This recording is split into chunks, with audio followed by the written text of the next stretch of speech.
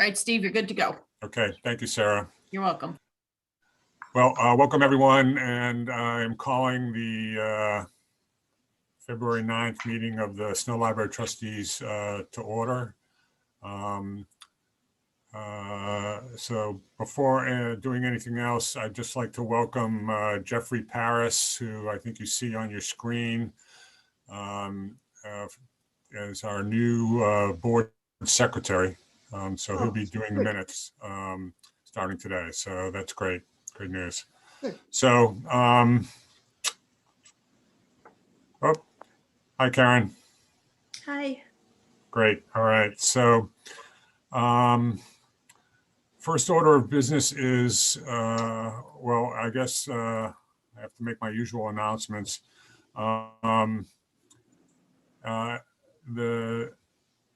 We are recording this meeting. It is being broadcast live on the town's YouTube channel. If anyone, and it'll be recorded and made available as well after the meeting. Any person intending to record, either audio record or video record, this open session is required to let me know. And I think with that, we're ready to move on to the first order. To ask if there's any public comment. I don't see the public here, so I would take that as a no. So the first order of business then is the minutes from our last meeting, January 12th. So do we have a motion to accept the minutes? So move. A second? Mary Beth, thank you. So I have one very minor correction to the minutes. At the very beginning, where it talks about me announcing that the meeting is being recorded, it says that the chair announced that the meeting would be live on channel 18 and recorded. In fact, that isn't exactly what I announced. It's live on the town's YouTube channel and being recorded. So that minor change needs to be made. Okay. Any other edits for the minutes? Joan? Oh, it's not an edit. Do you have to take attendance, Steve? Do you have to have everyone say that they're here so that Jeff can like write our names down? Yeah, that's a good idea. Well, I think Jeff Because he's is, new, maybe. well, for sure, we always list who's present. I don't know if we need to actually say that since Jeff can see the screen and see all Oh, our okay. names. Jeff's good, right? He's muted, so he's. Yeah, I've got you guys. Right. Thank you, though. Okay, great. Dave, if I could just be a knucklehead, I think only because I've been through this now for 10, 11 months. If you want to, and again, you don't need to do it, but in a future meeting, just to be absolutely compliant with the governor's guidance, you should actually do the roll. And what I do is basically shout out each member's name. They say here, and it's done. So, Okay, all right. We'll do that in the future. Thank you, Kevin. So with that one slight amendment, all those in favor of accepting the minutes, please raise your hand. Looks unanimous. Thank you very much. Welcome, Mary. Glad you could make it. Okay, next order of business is my report. I don't have a lot to report. I've got a couple things I'd like to mention. One is, along with Tavi, I did attend the legislative luncheon that Clams hosted a few weeks ago. Tavi has a nice report on that in his report, so I won't bore you with anything else there. And I've also, along with Tavi, I've signed up to take a workshop offered by the NBLC on strategic planning that is being held later this month. It's, I think, a 2-hour session maybe. So given that we'll be launching an effort to create a new strategic plan very soon, and we're already talking about it, it seemed like very timely useful thing to do. I would urge any of you, if you're interested, you can go on the MBLC website, and when I registered, which was, I think, maybe middle of last week, there were still a few dozen slots open for that particular session if you're interested. May I mention something, Steve? Yes. When I looked, I got an email because the actually that workshop on the 25th is now closed, and they have quite a long wait list on it. So I was asked, they actually created some new sessions. And they said, would you be interested, or would you be available to do another session? So I don't know if I'm going to be on the 25th. I said I could also do March 2nd or the 4th. So you'll see if you want to sign up that the 25th, I think, is pretty much closed out now, but they're going to have other sessions. So Right. Okay. Thank you, Tommy. And I would also, I think you're all aware of this, but the MDLC, puts out emails on a regular basis on a wide variety of topics relevant to public libraries, training opportunities as a role of trustees, etc. So I would urge any of you, if you haven't already taken advantage of that, or if you're interested in that, just to go to their site. It's very easy to sign up, and it's free, for trustees. So. And then the final thing on my report is just to make you all aware. I'll be working with Tavi to organize, we hope, a meeting of the facilities committee sometime in the next month, with the goal of holding that meeting prior to the town's joint session with the finance committee and the board of selectmen to review the both the 5-year capital plan and next year's capital projects. So I think that's the end of my report. So I don't know if anyone has any questions or comments. Okay, not seeing any. It's so wonderful to see Carolyn alive and connected here with us. So Good. Carolyn, over to you for the financial report. Yes, thank you. The report for January 2021, under the town report expenditures, salaries were $38,242, operating expenses, $10,038.51. Under the Friends accounts, expenditures for copier and internet, $267.87. Under revolving accounts, under deposits, general contributions were $250. And under trust funds, the deposits for the estimated interest, January 21st, of $1,000. So any comments or questions regarding the budget?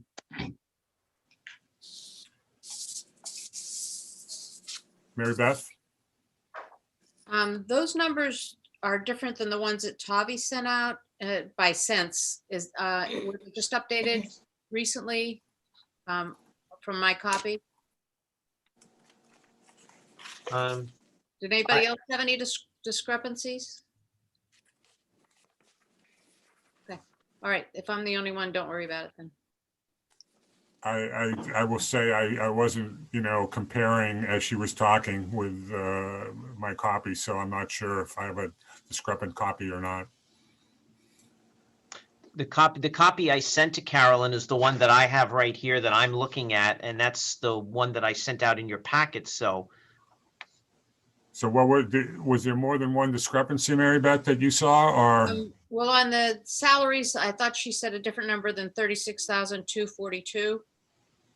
I heard 38, but mine says 36 also.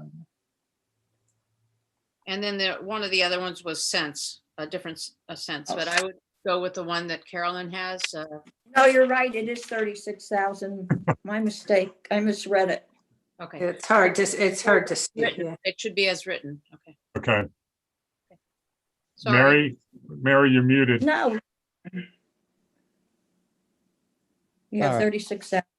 Yeah. Okay, can you hear me now? Yes, we can. Yeah, Bobby, I was just going to say on the deposits for the contributions, was Mhm. that mostly memorials, that amount? That's $250. That's a pretty good amount if that's true. an aggregate of memorials. Okay, Yes. so it was memorials, Yeah, yes. two different memorials, about 2 checks each for 2 memorials. Okay, that's what I kind of thought. Okay, looks like things are financially seem to be on track, doing fine for this year. So that's good news. Thank you, Carolyn. Thank you.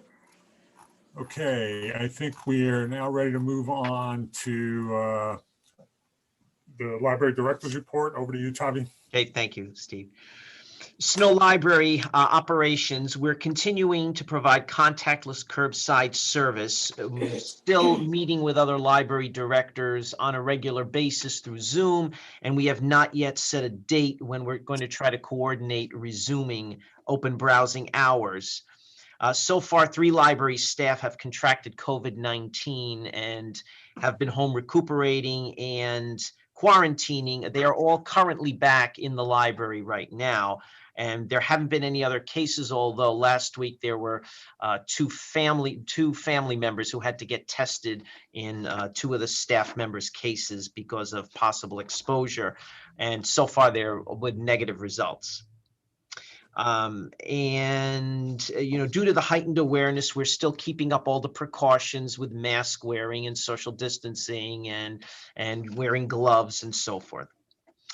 And I'm very pleased to announce that, as you announced earlier, Steve, that Jeffrey Paris is the new board secretary. I welcome him into the position. Very happy to have him with us and thankful for his interest and looking forward to working with him. He replaces Marie Hickey, who held the position for 5 years. And I'm also very grateful to Melody Gulo for all her work as the acting board secretary. I'd also like to read just briefly, all of us received a thank you card from Marie. And she says, I want to thank you so much, trustees, library trustees, for the beautiful card and the note you sent me with the wonderful book, Planet Golf USA. It was my pleasure to serve you and the Marion Crane Gallery Committee and the Facilities Advisory Committee over the past 5 years. Everyone I met and worked with at Snow Library was like working with friends. And she says here, I'm also looking forward to playing some golf in the spring, thanks to the wonderful book. And she misses everyone here and is, again, very grateful and for the privilege and the pleasure of working with all of you. Before I get on to what else is in my report about the legislative luncheon, I also received a good news that we received the first half of the state aid amount that the state sends out that I apply for every year. It comes in 2 halves. And the first half usually comes out or in the fall. However, because of all of the COVID-19 situation, it's just coming out now. So the first half we received $4,987.34. And that has been received. I received an email today from the treasurer's office. They have actually received it. And so it's in our state aid account line. And the legislative luncheon, every year, each library network, and there are 9 within the state, hold a legislative event, which is basically a chance for all the librarians to highlight their work and remind the senators and representatives of how important libraries are to their communities. It was virtual this year, as everything else was. It was on Friday, January 22nd. Steve went to it. I attended it. And the focus, of course, was on COVID, and there was a very nice collage video that one of the librarians put together. We all sent in photos and pictures from the library showing different COVID-19 precautions and situations that we were going through. And so they showed that, and I think all the representatives and senators were very impressed with it. We did hear from 2 people. One was the newest Mass Board of Library Commissioners member, Debbie Conrad, who discussed the vital role of increasing funding specifically to the 9501 budget line for state aid to public libraries. That's very important, and we just got our first half. And line 9506 for library technology and resource sharing. that's also very important, mostly for the network, so that they can keep us connected and provide the computer system so that we can be part of the consortium. We also heard from Maria McCauley, who's the director of the Cambridge Public Library, and she's running for an ALA position as well. And so she wanted to talk about all of the things that the Cambridge Public Library has been doing during COVID-19. So I think it was a very successful event, and we're very happy we had it. And then trustees' attendance at Friends meetings. So there are just some vacancies still left to fill. Jan emailed me that she would be attending the March 18th Friends meeting. We still have April 15th. And, oh, Mary, you'll do the April? Okay, great, thank you. And so we have May 20th and June 17th. Now, the May 20th would have to be a trustee who is currently on and will not be going off, because technically the election is on May 18th. So all of the members who are going off technically won't be trustees anymore after the election, but the new members won't even have gone to a meeting yet. So I will send out emails asking if anyone is interested. Can I just ask, is that true that I thought that the term doesn't really start until the fiscal year flips? Kevin, do you have any insight on that? Was what Tavi said correct? Steve, I do know, at least from the select board, it triggers that evening. So results are at 8 o'clock. Immediately. Midnight, you are the new select board member.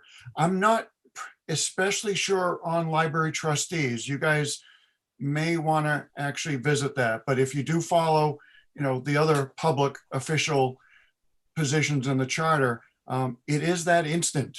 It's that quick.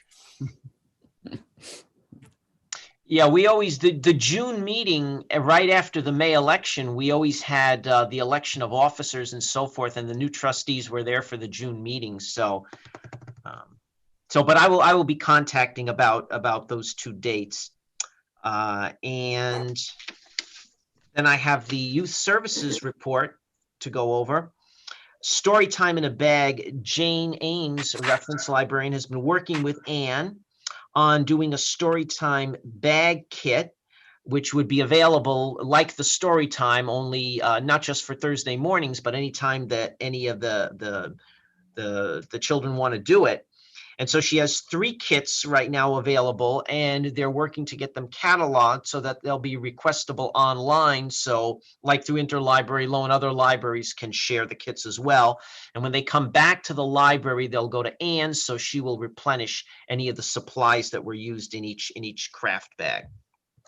She's also going to have 2 take and make craft kits available. Last month there were 35, and we expect there might even be more. And the 2 new crafts are an accordion snake and a sun catcher in the shape of a heart. Anne has finished weeding the junior fiction, and she's now into the picture book collection. She had a Zoom meeting on Friday the 5th with the Orleans Elementary School first graders. She always introduces herself to them, talks about in general the library, and works with them on issuing them library cards for any who don't have them. Many of them already do, surprisingly, and they're aware because their parents have brought them into the library. And she's been providing a lot of readers advisory on the phone. And she has signed up for one of those virtual workshops of the Massachusetts library system to discuss the virtual summer reading program to get new ideas. That's going to be on Friday, February 26th. And then she's going to be attending a Zoom meeting of the Community Preservation Project Committee on Thursday, February 25th. And she will there to support the permanent storybook trail at Reuben Pond Trail in Orleans.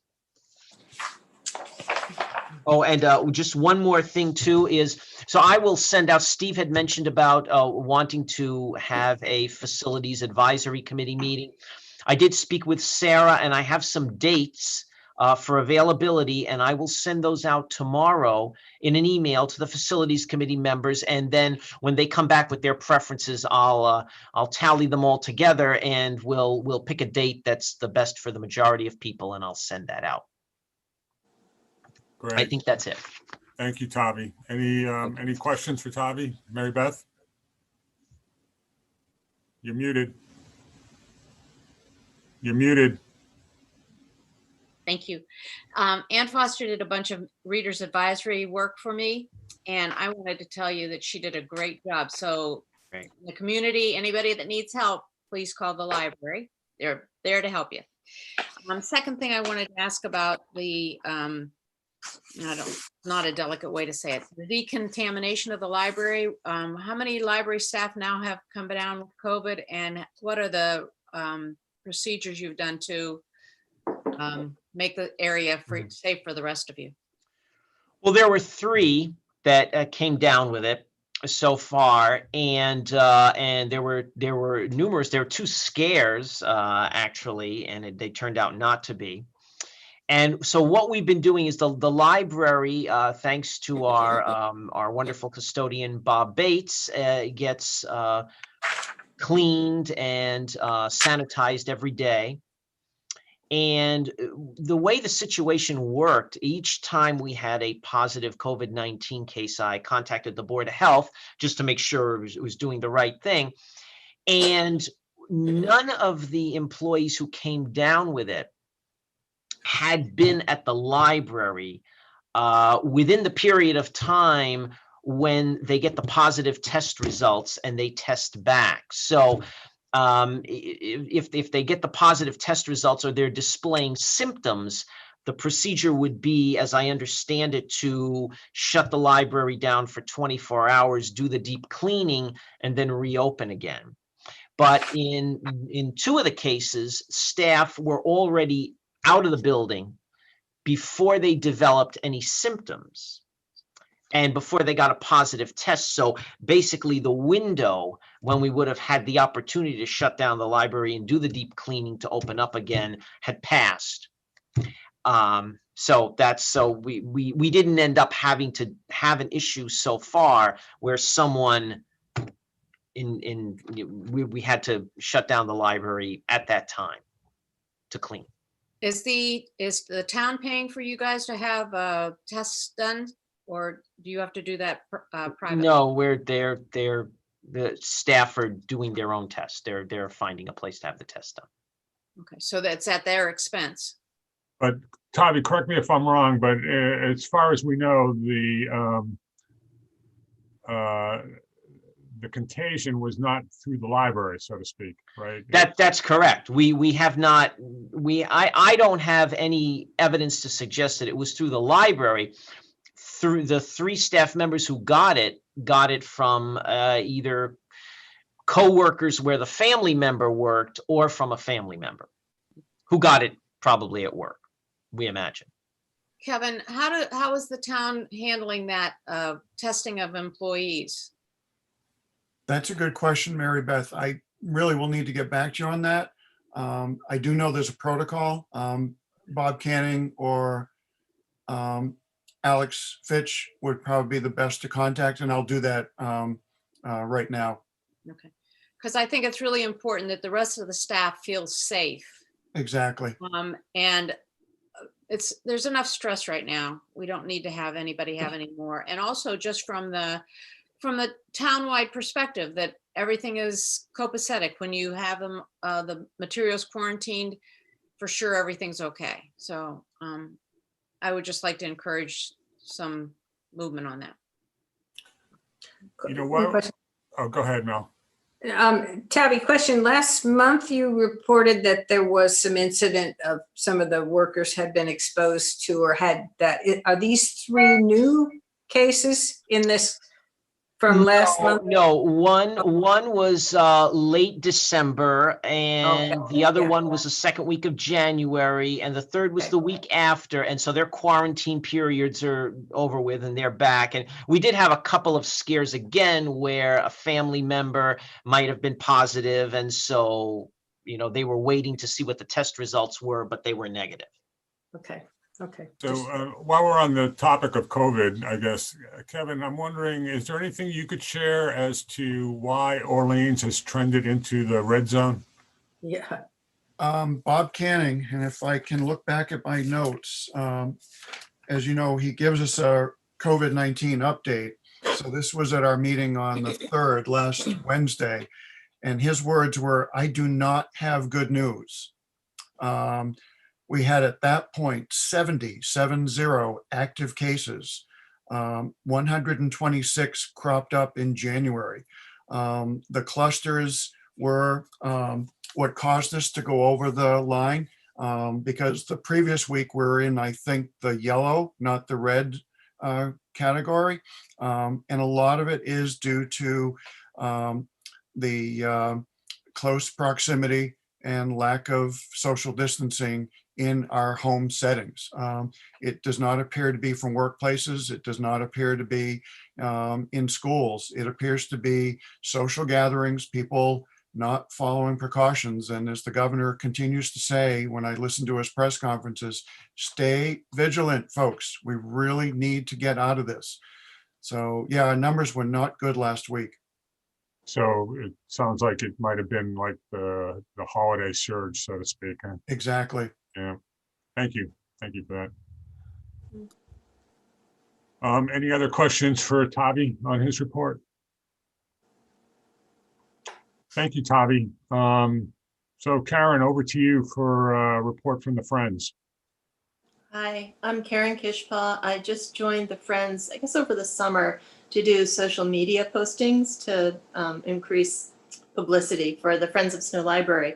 So just as a plug for that, if any of you are on Facebook or Instagram, check us out, give us a like or a follow. It increases the algorithms, makes us get more seen. So you'll find us there. Okay, so the report, we have Lifetime Learning. The winter spring session started on February 1st. As of January 21st, 268 people had turned in 1,143 registrations. And I know I took a class last week on Norman Rockwell, and there were 81 participants. So it seems it's continuing to be a very popular thing to do during COVID, especially. Maplewood in Brewster has agreed to pay us for courses again this session.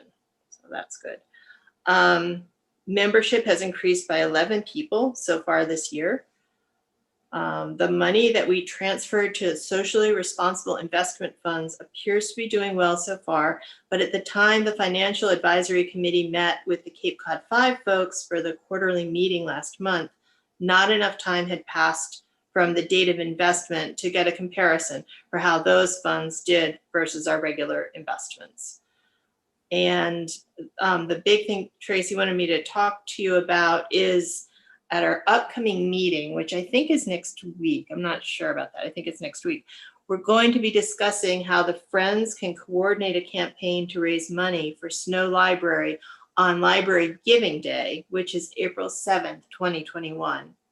And there's a link for it if you'd like to check it out. It is just librarygivingday.org. And that will give you a lot of information about it.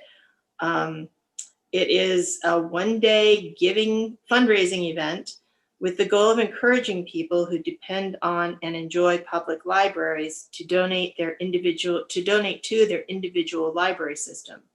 And in turn, that support will go toward the incredible programs, services, and materials provided by local libraries all over the country. This was started by the Seattle Public Library Foundation. And that's basically the things that we have to report. Not much is going on. The outdoor book sales are not happening, obviously, due to weather.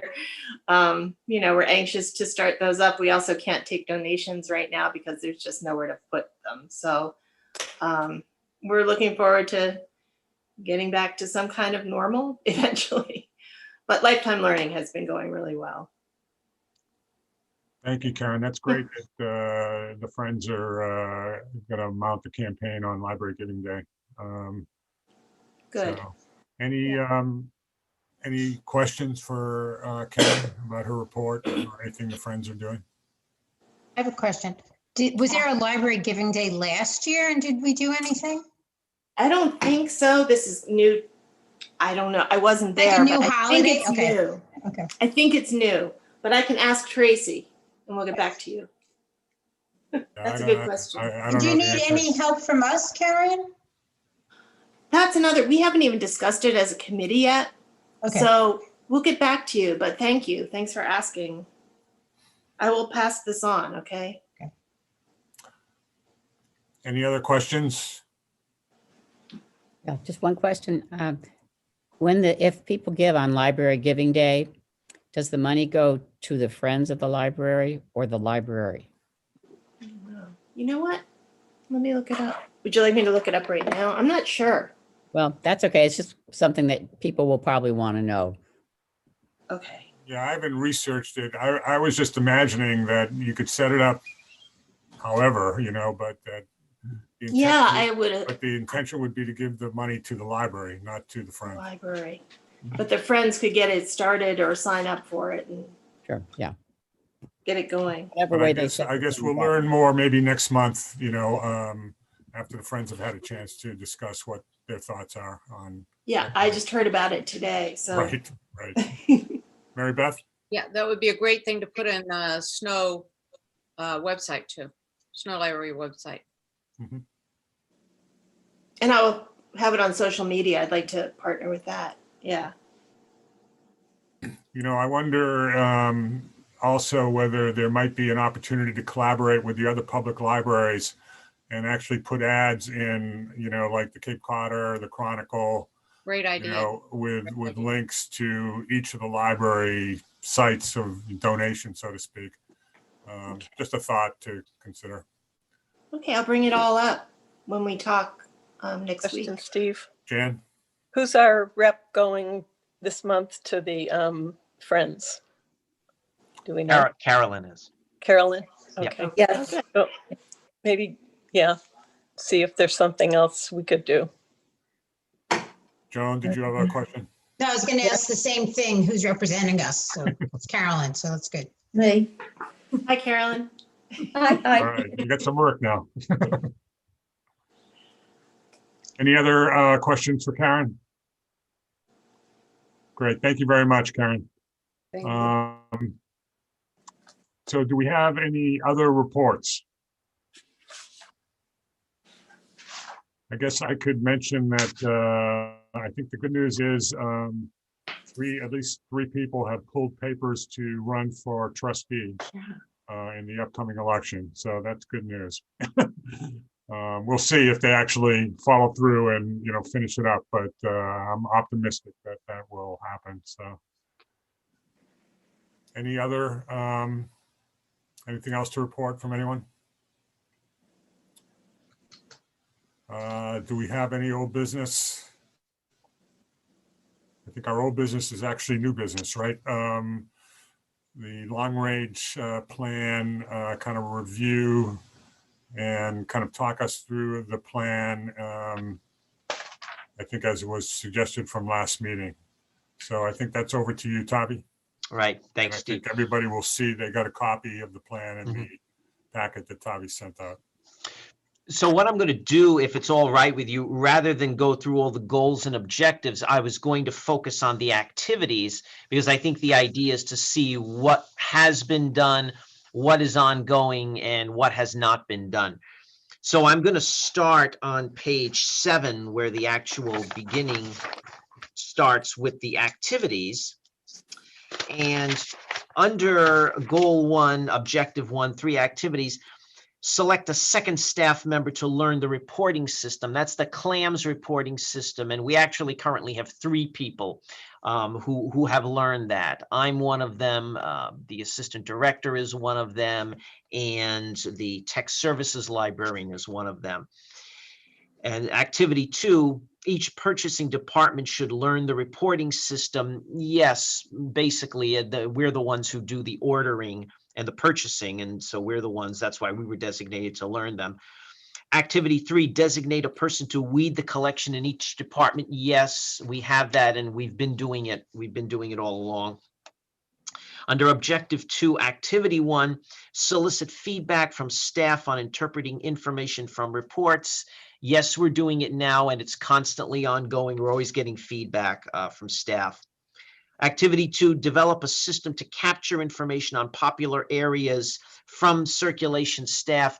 The CLAMS reports are able to do that, and so we have that provided by our consortia reporting system. Activity 3, create a system to make the public aware of the new purchases. CLAMS has them on their site, and we also, when the public was coming in here, we have them in print as well of all the new titles, suggesting that people put holds on them. You've also got the WOW.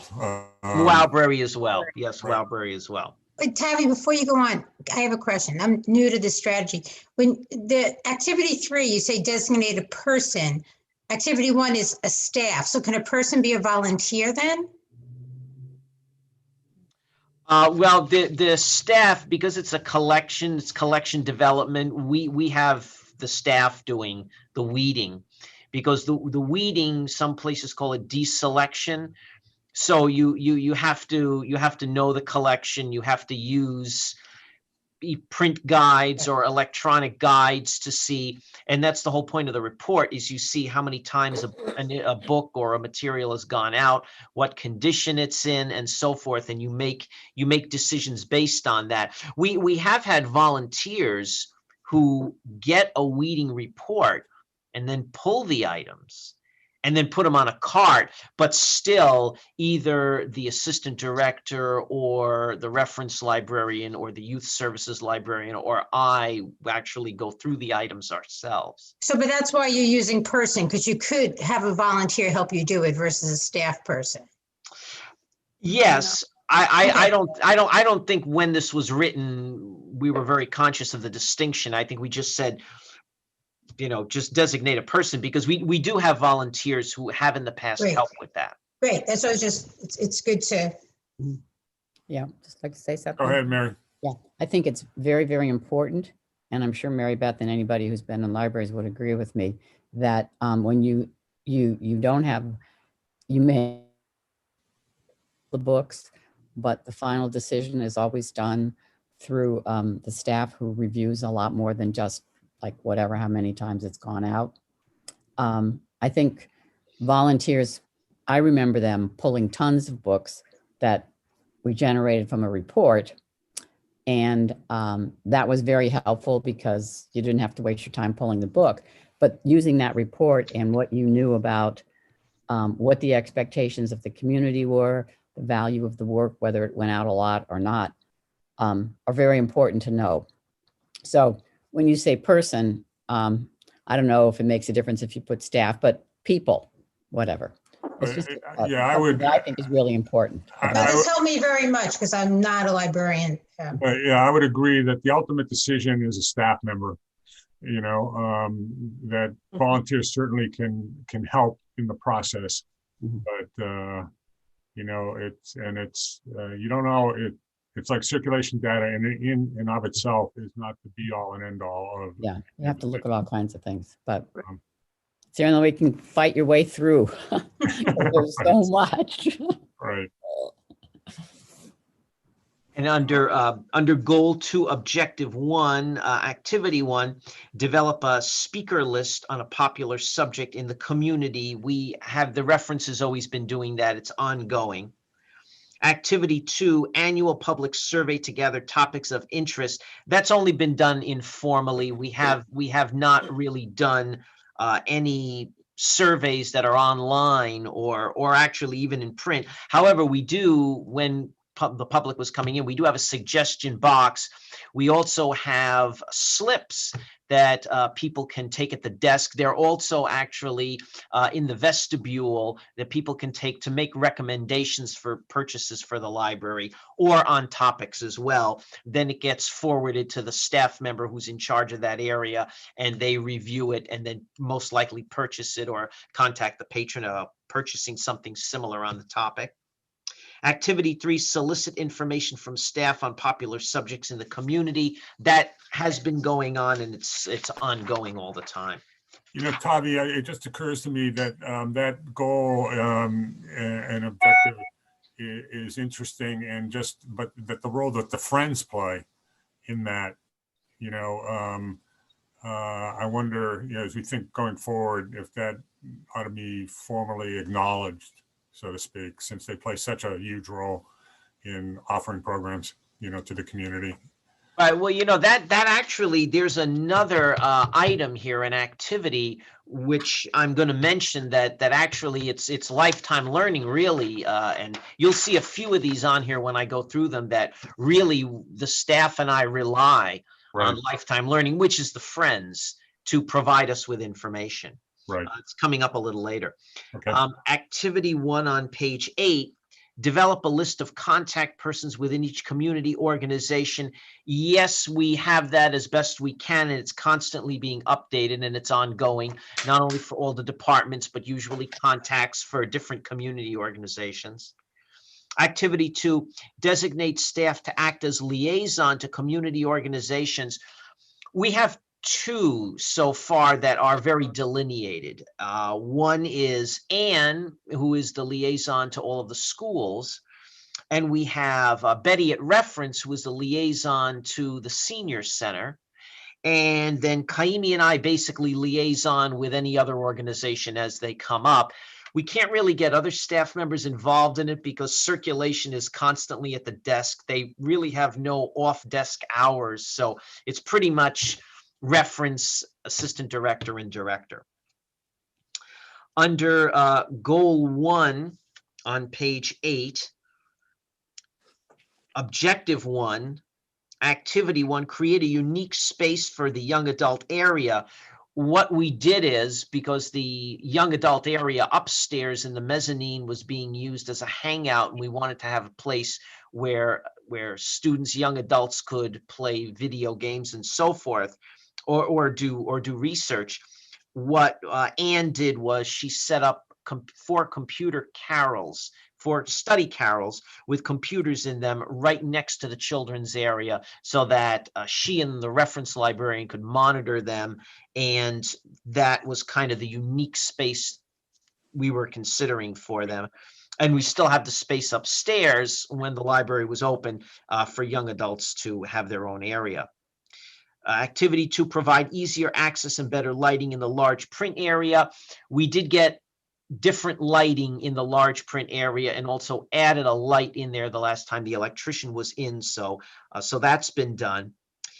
These next 2, they haven't been done.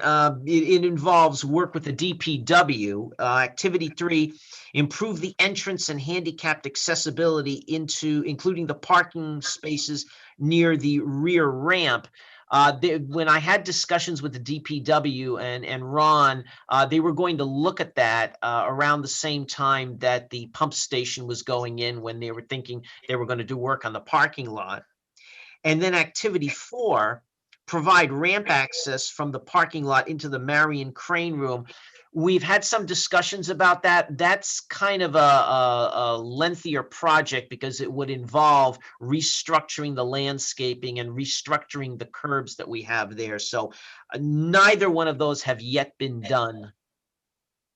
Activity 5, provide continuous light from the entrance to all the parking areas, including up the stairs by the middle school. That's been done. That was done in 2018, and also out in the front as well. So I think our lighting is great now. Tommy, go ahead, John. Tommy, do you know if you looked at ADA funds for the ramp? Because there's someone on the bike committee who is looking into see if there's ADA funds available for some sidewalk ramps and things like that. And because we don't have any in the town. There's not even a handicap commission anymore or disability commission. But Stephanie from the bike committee is very interested in it. So I don't know whether or not you would want Yeah. to talk to her. Yeah, we haven't even looked at the funding. We were just trying to discuss how we would go about doing it, like what, if anything, could be done there. So I think we'll probably start talking about funding if we can find sort of a timeline or a consideration of when something like this would be done to get a better idea about it. So I would work with the DPW on that, on both of those projects. Tavi, I was wondering, have you gotten any update on when the pump station work will begin? Kaimi had to contact Ron Collins about another issue, and so she asked him, and as far as I last heard, it's the fall now. Well, Fall. so I Objective. guess, so we should be vigilant about the, kind of activity 3 then, as you suggest, as it relates to Yes. parking lot, right? Mhm. Objective 2, activity 1, Facilities Advisory Committee and staff will visit other CLAMS libraries to develop ideas for improvements. It was done individually, I know, by a couple of members, and that was in relation to the building program. As is the next one, Facilities Advisory Committee and staff will collect ideas of what needs improvement to share with the consultant. That was done with Mary Brainey when the building program was being written. Goal 2, Objective 1, Activity 1, designate a person on staff as a technology and website coordinator. We actually have 3 people. We share the responsibility. We don't really have one person. Kaimi is really the website coordinator. And then between Kaimi and whoever's at reference and Ann and I, we sort of share the technology. Activity 2, develop a list of all equipment now in use in the library. Yes, we have that. It's been an internal document that we've been working on for years already.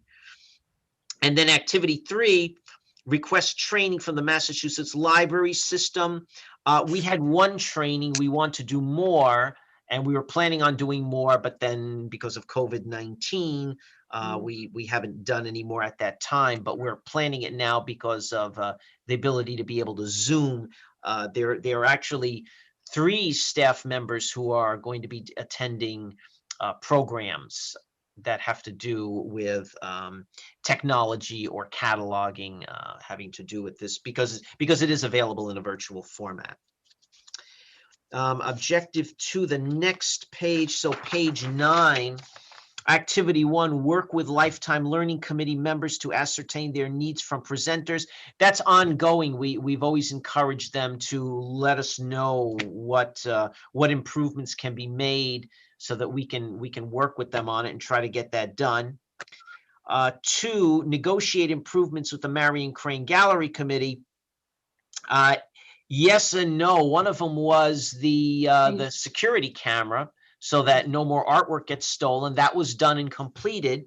And then we're still working on the second one, which is they wanted the room painted. And so now the issue is, even though people aren't coming in, we're using the Marion Crane room. It's all filled with equipment because of the quarantining and storage. And also now there are some of the Lifetime Learning classes that are Zooming in there. So we're still working on the painting aspect of it.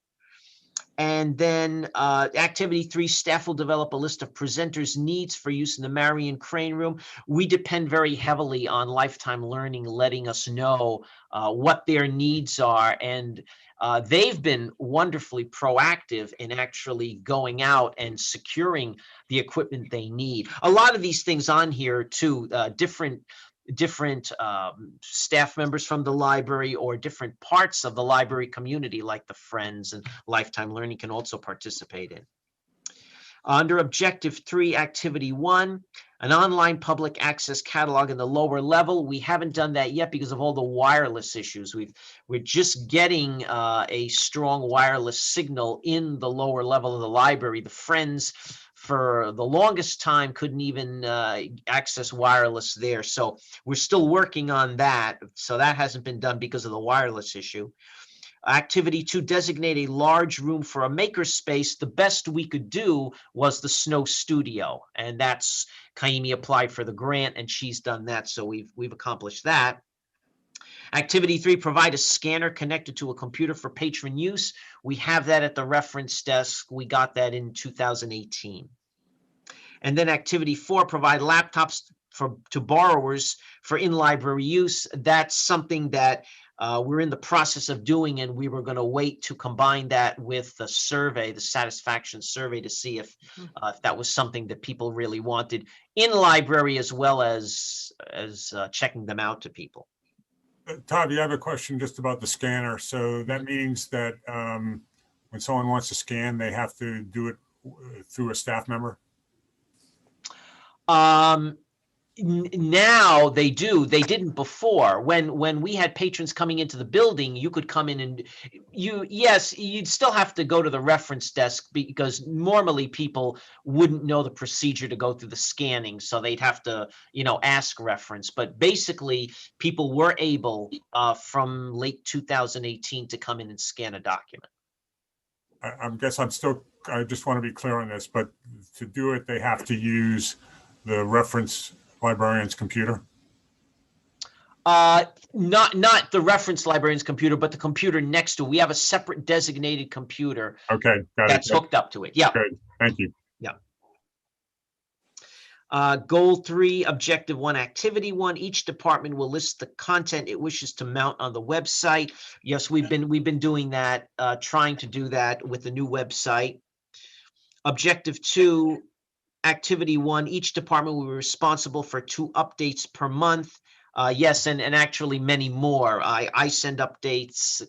Kaimi has her updates. Anne sends updates. Activity 2, each staff member will attend a training session on one social media format a year. It's ongoing, and circulation staff really haven't had a lot of opportunity to do a lot with social media because they're always at the desk. But we are having staff members at reference try to learn a new social media format each year. And goal 4, activity 1, staff will continue to document the conflicts between uses and inadequacies of the library's one meeting room. Yes, and we've been doing that all along. It especially was difficult when we had lifetime learning programs in the building along with our programs in the building. There were always, I'm sorry to say, conflicts sometimes, although I think we've kind of got them down. We were getting very good at coordinating every time there was a change, but we are documenting all of that. And then activity 2, staff will maintain a list of improvements needed to support cultural programming in the library. Yes, that's ongoing. It's been ongoing. We rely very heavily from Lifetime Learning and the Friends as well to let us know any needs that they see. On page 10, under goal 1, objective 1, library staff will survey the adult community for programs of interest and designate a staff member to organize these adult programs.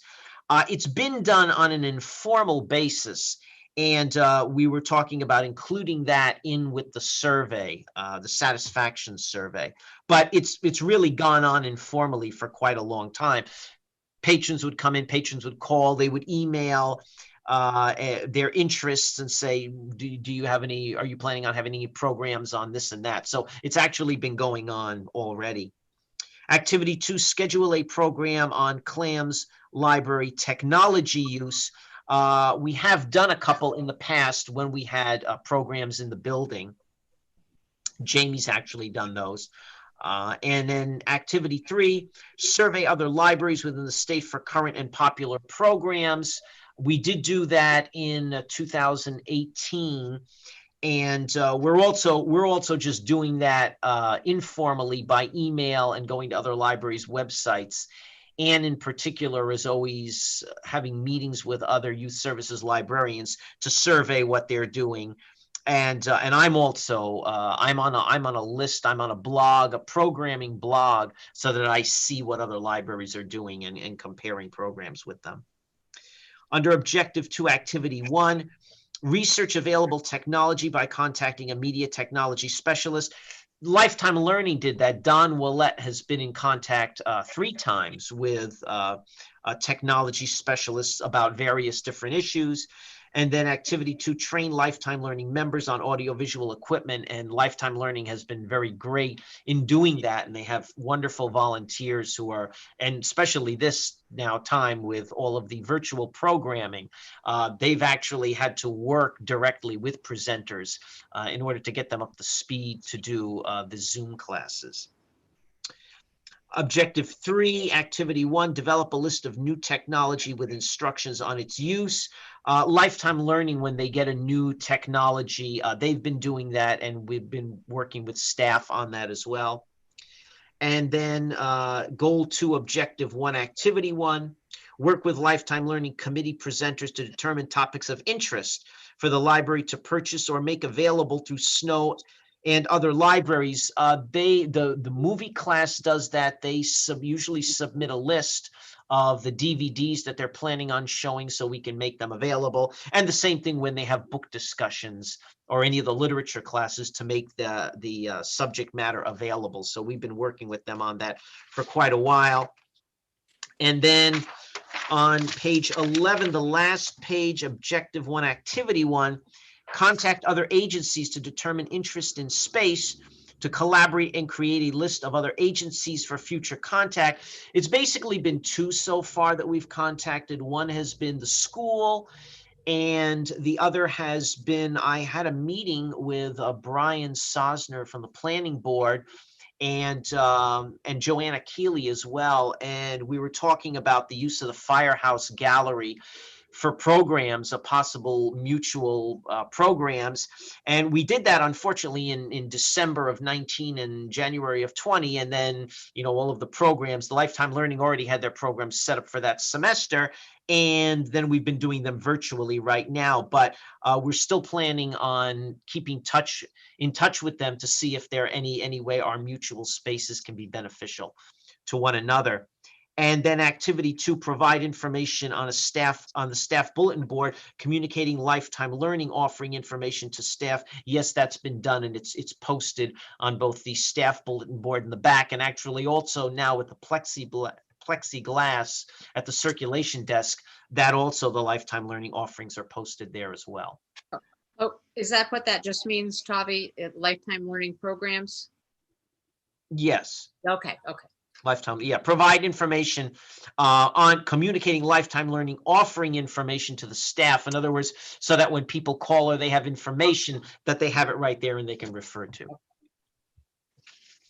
And so by just informally, by going through this, I would say that probably like almost 3/4 of the activities on there have been done, and 1/4 have not been done. Bobby, if you look, I think it's amazing that you got 3/4 done, because sometimes you don't get hardly anything done.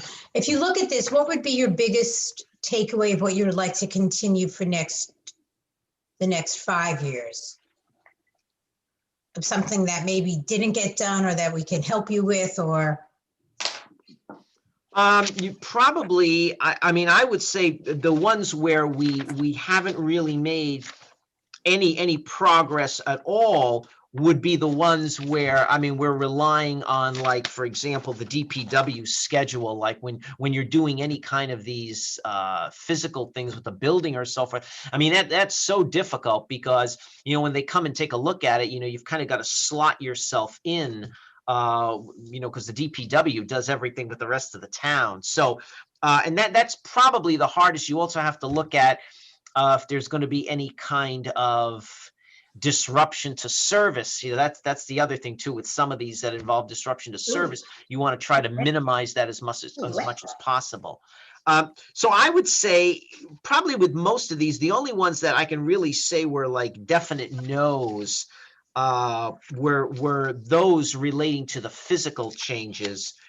And also we could do more with training. I think that's always a challenge, is the training, finding time when you schedule staff to do a training, because you've either got to get somebody who can fill in, or you have to get a substitute while they're at the training. So that's been a challenge as well.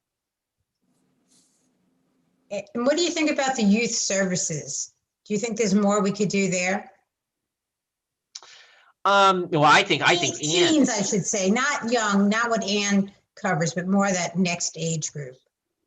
well, we've tried different programs for teens. We've tried having movies. In fact, Mary, actually, when you were director, you were trying out the movie afternoons. We've tried movie afternoons. Just to putting a basketball hoop in the library too. Yeah, Well, I was serious. it's really what I have found talking with youth services librarians at a lot of these now virtual, but what used to be the New England Library Association meetings, is that teens seem to want a place to hang out. It seems that when you have the structured programs, you'll always get some who are interested. In fact, actually, Kaimi was working with Ann, and then, it never really, it did get off the ground. We had some sessions, but then the COVID-19 shutdown occurred. But there was a doodling, after school doodling program and drawing program after school. And so we really didn't get a chance to see how popular that was going to be, because it had to get curtailed. So something like that, I think, is always interesting. But for example, I mean, the movies, the afternoon movies, that they didn't really work out that well. Even surveying them to see what they want, it just didn't really seem to work. It seems like the majority who come here, they're interested in either doing schoolwork, which we help them with, or they're studying and reading on their own, or they just want to hang out, and talk and be with their friends. Yeah. Yeah, that has been that was my age group for my library experience all through my career. And it's an ongoing problem, has been from the get-go, and will continue forever. That age group is a really tough nut to handle, especially with limited staffing. They need constant staffing and a place to go. So it's really hard. I think that one of the problems in the past that I dealt with when we talked to the middle school also was that their schedule is so full at the end of the day with activities that they have, that it's really hard to have enough ideas and spaces and people to handle them after school, because there's too many other things pulling them up to other locations. I think the big challenge, one of the big challenges we're going to face with the new strategic plan is, around the facility, and how to effectively incorporate improvements to the facility in the plan in a way that is actionable, so to speak. So interesting challenge. Space and staff are two huge problems. Yep. Other comments or questions for Tavi? Mary? Oh, this is just a comment. I think that the change in the library website is phenomenal. Yeah. And I don't see it in anything on the plan there, but I just want to tell you, I think that's been huge, because it took, we were so far behind in terms of making an attractive website, and you did a great job with it. And I tell everybody about it. I say, go look at it, go look at it. That's just really, we needed it so much, and you did a great job with it, even if it's not in the plan. No, well, it actually, I think, was in the plan, right, Tavi? And yeah, it was in action plans. And right. stuff, But I I certainly agree with Mary, and how to build on that going forward, I think, is another important thing for us to consider. Anything else? Well, thank you very much, Tavi. So I think at our next meeting, we can as these ideas percolate among us all, we need to start, continue discussing, a timeline and process for the new strategic plan. I think that hopefully will be informed in a positive way, I hope, by the sessions Tavi and I will both be attending, from the MBLC on strategic planning. So, Mary Beth? Tavi, I think a lot of this has to be generated from in-house with the staff members. Have you scheduled a time for staff to make suggestions, or are you in that process right now? Oh, I'm in the process right now. I mean, they definitely, I will do it formally, and we'll probably do it in like a special staff meeting format. But the staff I always encourage them to come to me with any improvements they need to see all the time. I mean, so, and I'm always keeping a list. Okay. So that kind of thing is ongoing, but especially for something like the long range plan, that is one of the things they say in that book, Strategic Planning for Success, is that, you need to schedule just a time with staff just to consult them and get all of this feedback from them. So, and that plays an important role when you're writing it. So you're scheduling a time to just specifically do that at sometime in the next couple of months? Yes. Okay. Although, Tavi, I wouldn't hold you to those next couple of months because, I don't think we've actually mounted the process yet. So to speak, Yeah. right? So, but certainly it will be an important part of the process. Mhm. Should I pick it up? Yes. Okay, I think then we're through the agenda. Is there anything else anyone wants to add at this point? Or if not, would anyone like to make a motion to adjourn? So moved. Mary, I second. second from Mal. So thank you all and look Thank forward you, to Tavi. seeing you. Thank you. Thanks. Thank Yeah, you. we'll see you in March, I guess.